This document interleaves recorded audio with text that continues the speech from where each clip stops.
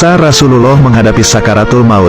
Hari Senin 12 Rabiul Awal 11 Hijriah menjelang duha, Usama bin Zaid mengunjungi Rasulullah, karena Rasulullah sudah sangat lemah. Setelah itu Abdurrahman bin Abu Bakar masuk ke kamar dengan memegang kayu siwak. Rasulullah memandangi siwak yang dipegang Abdurrahman. Melihat itu Aisyah bertanya, "Maukah aku ambil untukmu ya Rasulullah?" Rasulullah pun mengangguk. Kemudian Aisyah memberikan siwak kepada Rasulullah. Rasulullah bersugih sepuas-puasnya. Pada waktu itu ada sebuah bejana berisi sisa air dari 7 sumber mata air yang diminta Rasulullah. Rasulullah memasukkan tangannya kemudian menyapukan air ke wajahnya sambil berkata, "Sesungguhnya kematian ini ada sekaratnya." Tidak berapa lama kemudian Rasulullah mengangkat tangannya dengan jarinya menunjuk ke langit diikuti dengan pandangan mata sayu.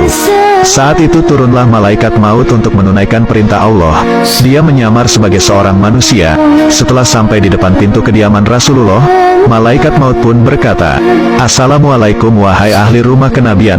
Fatimah keluar menemui orang tersebut dan berkata kepada tamunya itu, "Wahai Abdullah, hamba Allah, Rasulullah sekarang dalam keadaan sakit." Tak bergeming malaikat maut itu memberi salam lagi, "Assalamualaikum, bolehkah saya masuk?" Rasulullah mendengar suara malaikat maut itu. Lalu beliau bertanya kepada putrinya Fatimah, "Siapakah yang ada di muka pintu itu?" Fatimah menjawab, "Seorang laki-laki memanggil Rasulullah. Saya katakan kepadanya bahwa Rasulullah dalam keadaan sakit." Kemudian dia memanggil sekali lagi dengan suara yang menggetarkan jiwa. Rasulullah bersabda, "Tahukah engkau siapakah dia?" Fatimah menjawab, "Tidak wahai Rasulullah." Rasulullah pun menjelaskan, "Wahai putriku Fatimah, dia adalah pengusir kelezatan, pemutus keinginan, pemisah jamaah dan yang meramaikan kubur." Setelah itu Rasulullah melanjutkan, "Masuklah, wahai malaikat maut."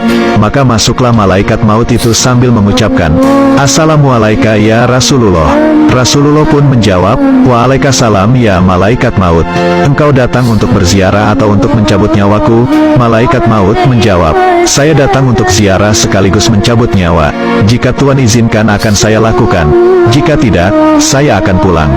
Rasulullah bertanya, "Wahai malaikat maut, di mana engkau tinggalkan Jibril?" Malaikat maut menjawab, "Saya tinggalkan dia di langit dunia."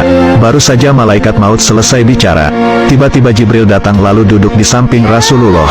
Maka bersabdalah Rasulullah, "Wahai Jibril, tidakkah engkau mengetahui bahwa ajalku telah dekat?" Jibril menjawab, "Ya." Wahai kekasih Allah, dengan pandangan sayu Rasulullah memandang Jibril sambil bersabda, "Beritahu kepadaku wahai Jibril, apakah yang telah disediakan Allah untukku?" Jibril pun menjawab, bahwasanya pintu-pintu langit telah dibuka, sedangkan malaikat-malaikat telah berbaris untuk menyambut ruhmu. Rasulullah bersabda, "Segala puji dan syukur bagi Tuhanku. Wahai Jibril, apalagi yang telah disediakan Allah untukku?" Jibril menjawab lagi, bahwasanya pintu-pintu surga telah dibuka, dan bidadari-bidadari telah berhias, sungai-sungai surga telah mengalir, dan buah-buahan surga telah ranum. Semuanya menanti kedatangan ruhmu. Rasulullah bersabda, "Segala puji dan syukur untuk Tuhanku. Beritahu lagi wahai Jibril, apalagi yang disediakan Allah untukku?" Jibril menjawab, "Aku memberikan berita gembira untuk Tuhan.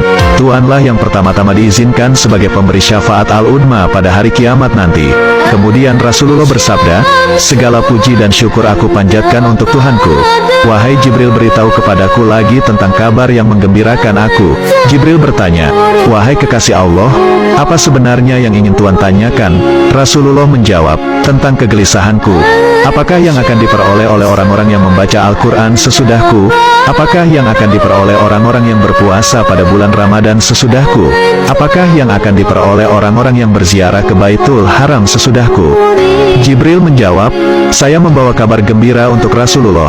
Sesungguhnya Allah telah berfirman, Aku telah mengharamkan surga bagi semua nabi dan umatnya, sampai engkau dan umatmu memasukinya terlebih dahulu." Maka berkatalah Rasulullah, "Sekarang, tenanglah hati dan perasaanku. Wahai malaikat maut, dekatlah kepadaku." Malaikat maut pun mendekati Rasulullah.